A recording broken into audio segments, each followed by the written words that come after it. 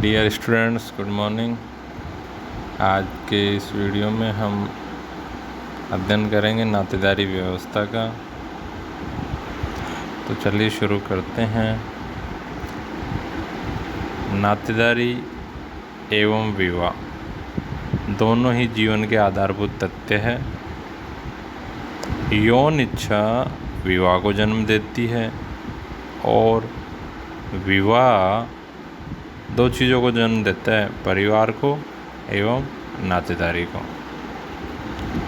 सृष्टि के प्रारंभ से ही जिन बातों ने व्यक्तियों को एकता के सूत्र में बांधने में महत्वपूर्ण भूमिका अदा की है, उनमें आर्थिक हित और सामूहिक सुरक्षा महत्वपूर्ण रहे हैं। सामूहिक सुरक्षा की भावना ने ही कई छोटे मोटे संघों के निर्माण की प्रेरणा दी है, जो परिवार से लेके राष्ट्र तक है। अब आते हैं नातेदारी की परिभाषा। लूसी मेयर के अनुसार बंधुत्व यानी नातेदारी कह लो या बंधुत्व कह लो, इंग्लिश में इसको कहा जाता है किनशिप। बंधुत्व में सामाजिक संबंधों को जैविक शब्दों में व्यक्त किया जाता है। दूसरी जो परिभाषा दी है चार्ल्स विनिक ने दी है, उन्होंने नातेदारी को परिभाषित करते हुए बताया है कि नातेदारी व्यवस्था में समाज द्वारा मान्यता प्राप्त वे संबंध आ सकते हैं जो कि अनुमानित और वास्तविक वंशावली संबंधों पर आधारित हो, यानी कि वास्तविक वंशावली और दूसरा अनुमानित, दोनों पर ही आधारित हो वो आ जाते हैं। रेडक्लिफ ब्राउन ने भी इसको परिभाषित किया है। उन्होंने कहा है कि नातेदारी सामाजिक उद्देश्यों के लिए स्वीकृत वंश संबंध है, जो कि सामाजिक संबंधों के परंपरात्मक संबंधों का आधार है। डॉक्टर रिवर्स के अनुसार बंधुत्व की मेरी परिभाषा उस संबंध से है जो वंशावलियों के माध्यम से निर्धारित तथा वर्णित की जा सकती है। इस प्रकार उपयुक्त परिभाषाओं के विश्लेषण से स्पष्ट है कि हम नातेदारी में उन व्यक्तियों को सम्मिलित करते हैं जिनसे हमारा संबंध वंशावली के आधार पर होता है, और वंशावली संबंध परिवार से पैदा होते हैं एवं परिवार पर ही निर्भर होते हैं। ऐसे संबंधों को समाज की स्वीकृति आवश्यक है। कभी कभी प्राणीशास्त्रीय रूप से संबंध न होने पर भी यदि संबंधों को समाज ने स्वीकार कर लिया है तो वे नातेदार माने जाते हैं। उदाहरण के लिए गोद लिया हुआ पुत्र पिता का असली पुत्र नहीं है, परंतु उनके संबंधों को समाज ने स्वीकार कर लिया है, अतः वे एक दूसरे के नातेदार माने जाते हैं। बहुपति विवाही टोडा जनजाति में बच्चे का प्राणीशास्त्रीय पिता कोई भी भाई हो सकता है, परंतु सामाजिक रूप से वही भाई पिता माना जाएगा जिसने परसुतपिमी संस्कार किया हो। तो इस प्रकार हम कह सकते हैं कि नातेदारी एक सामाजिक तथ्य है जिसमें समाज की स्वीकृति महत्वपूर्ण है। संबंधों की सामाजिक स्वीकृति के नियम भिन्न भिन्न समाजों व स्थानों पर भिन्न भिन्न हैं। इसका कोई सर्वमान्य तरीका नहीं है। नातेदारों में हम रक्त संबंधियों एवं विवाह संबंधियों दोनों को सम्मिलित करते हैं। रक्त संबंधों को हम नातेदारी की आंतरिक व्यवस्था कह सकते हैं, तो विवाह संबंधों को इसकी बाह्य व्यवस्था। अब आते हैं नातेदारी के भेद, टाइप्स ऑफ किनशिप। सामाजिक संबंधों में से सार्वभौमिक और आधारभूत संबंध वे हैं जो प्रजनन पर आधारित होते हैं। प्रजनन की कामना दो प्रकार के संबंधों को जन्म देती है। पहला आता है कि माता पिता एवं संतानों के बीच तथा भाई बहनों के बीच बनने वाला संबंध, इन्हें हम समरक्तता के संबंध कहते हैं। दूसरा है पति पत्नी के मध्य बनने वाले एवं इन दोनों पक्षों के बीच बनने वाले संबंध, जिन्हें हम विवाह संबंध कहते हैं। चलिए सबसे पहले अपन जानेंगे समरक्त संबंधों के बारे में। प्रजनन के आधार पर उत्पन्न होने वाले सामाजिक संबंधों में से एक प्रकार वह है जो रक्त या समरक्तता के आधार पर बनता है, जैसे माता पिता एवं संतानों के बीच का संबंध। संतानें माता पिता से जीन्स ग्रहण करती है और ऐसी मान्यता है कि उनमें समान रक्त पाया जाता है। इसी प्रकार से भाई बहनों में भी रक्त संबंध होते हैं। एक व्यक्ति के माता पिता, भाई बहन, दादा दादी, मामा, नाना नानी, चाचा बुआ आदि रक्त संबंधी है, लेकिन रक्त संबंधियों के बीच सदा ही प्राणी शास्त्रीय संबंध होना आवश्यक नहीं है।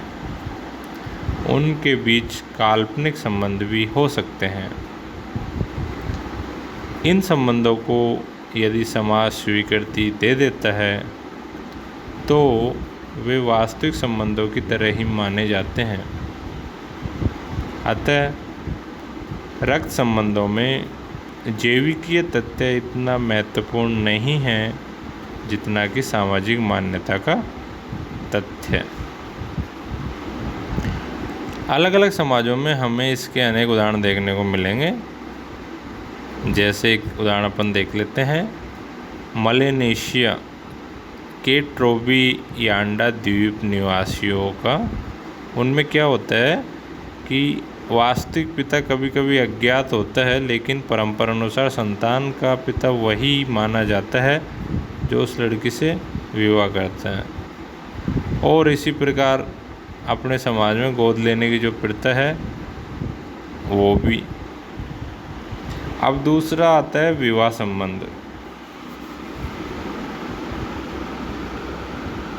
पहले वाले में समरक्त संबंधों में तो खास बात यही है कि नातेदारी में सामाजिक मान्यता जो है ना, वो जैविक तथ्य पर भारी होती है, आरोपित है। अब लो विवाह संबंध। प्रजनन पर आधारित नातेदारी के संबंधों में विवाह संबंध भी है, जो विषम लिंगियों के बीच समाज की स्वीकृति के परिणाम स्वरूप स्थापित होता है। केवल पति पत्नी ही विवाह संबंधी नहीं है, बल्कि उन दोनों के परिवारों के अनेक संबंधी भी परस्पर विवाह संबंधी होते हैं, जैसे सास ससुर, ननद, भौजाई, जीजा, साली, साला, साड़ू, फूफा, भाभी, बहू आदि।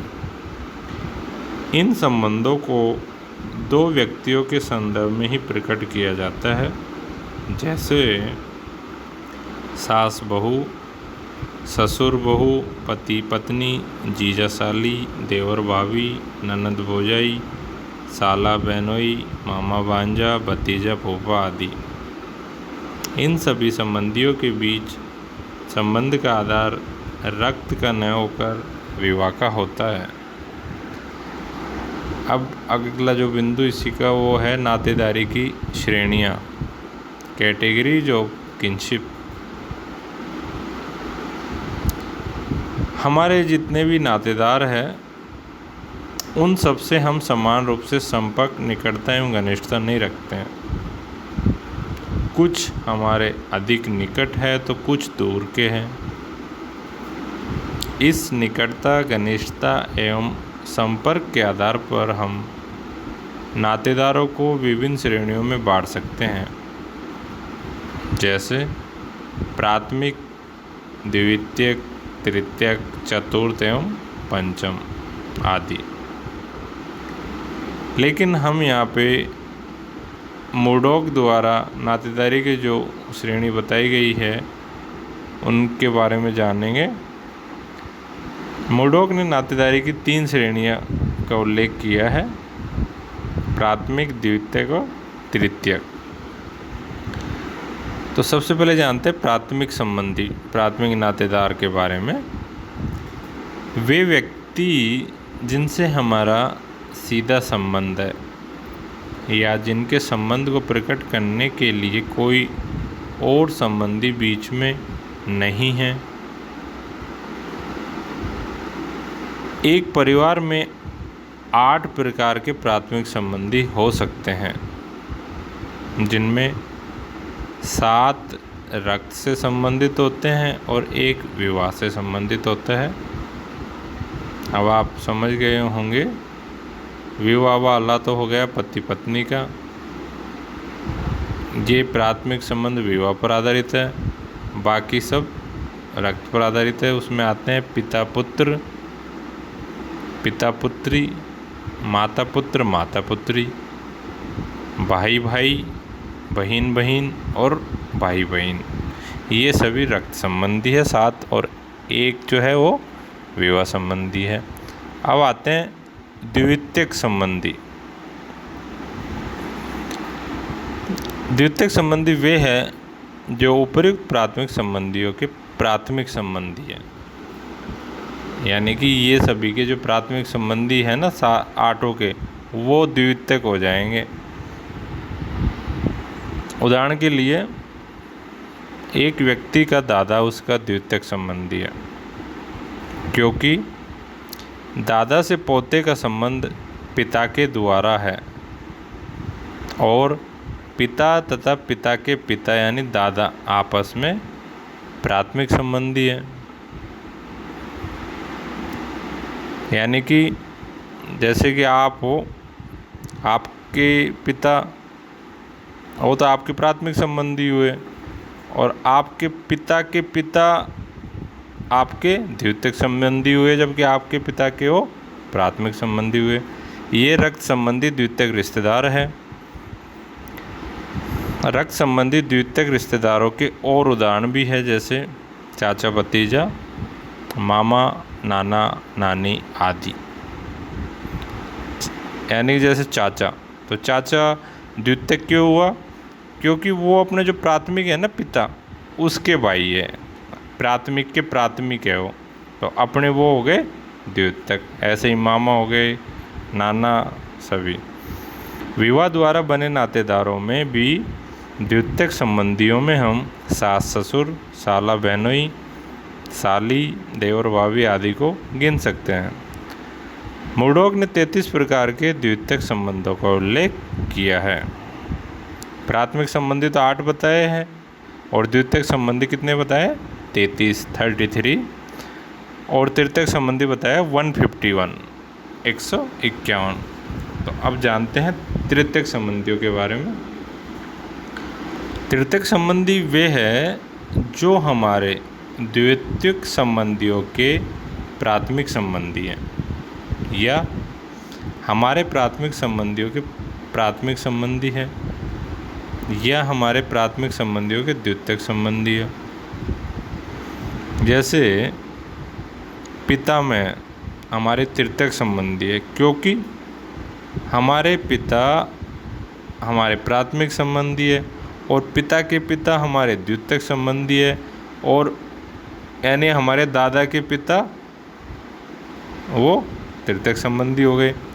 इसी तरह से साले का लड़का हमारा तृतीयक संबंधी होगा, क्योंकि साला हमारा द्वितीयक संबंधी है। द्वितीयक किस लिए हुआ? क्योंकि माँ हमारी प्राथमिक है और उसका भाई है वो, तो प्राथमिक का प्राथमिक यानी हमारा द्वितीयक हो गया। ऐसे ही एक पति का पत्नी प्राथमिक हो गई और उस पत्नी का भाई है वो, यानी उस पत्नी का प्राथमिक है, तो एक पति का साला द्वितीयक हो गया, और फिर उस साले का भी लड़का उस पति का तृतीयक हो गया। मुर्डॉक ने ये 3 श्रेणी बताई है। इस प्रकार संबंधों की यह श्रृंखला हम चतुर्थ, पंचम, षष्ठम और आगे भी ले जा सकते हैं, लेकिन ये महत्वपूर्ण 3 ही हैं। धन्यवाद।